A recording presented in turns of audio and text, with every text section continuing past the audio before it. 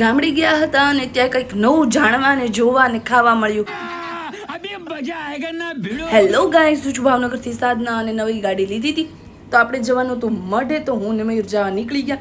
થોડીક વાર થઈ તો આપણને બહુ ઠંડી લાગી ગઈ, તો અમે બંને સ્વેટર પહેરી લીધા. આ લોકેશનની તો તમને ખબર જ હશે. ફાઇનલી અમે અમારા રૂટે ચડી ગયા અને મંદિરે પહોંચીને આપણે મઢે દર્શન કરી લીધા અને જોયું તો આ લોકો કંઈક અલગ કરતા હતા અને ઘરે જવા નીકળ્યા હતા. મયુરને થોડુંક કામ આવ્યું તો આપણે પાછા આ લોકો સાથે બેઠી ગયા અને આ લોકો સાથે ઘણી બધી વાતચીત કરી લીધી. વાતચીત કરીને એ લોકોએ એવું મને દેખાડ્યું કે ભઠ્ઠામાં એ આંબલી શેકતા હતા. પછી એ લોકોએ મને પણ ચખાડી. ત્યાં સુધીમાં મયુર આવી ગયા હતા. મયુર આવ્યા અને હું ખાતી હતી આવડવા અને બધાને બાય કહીને આપણે નીકળી ગયા ઘરે જવા માટે, કેમ કે આપણે લેટ થતું હતું અને બહુ અંધારું થઈ ગયું હતું.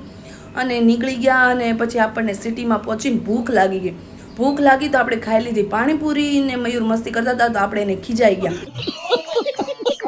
પછી આપણે બેકરીએ પહોંચીને મેં તો ટોપી પહેરી લીધી, મયુરની મસ્તી કરતી હતી. પછી ત્યાંથી કેક લઈને આપણે નીકળી ગયા દીદીના સેલિબ્રેશન માટે.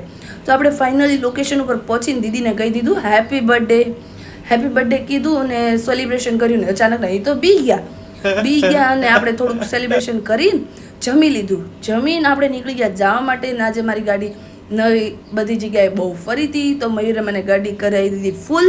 અને આજના માટે એટલું જ તે. બાય.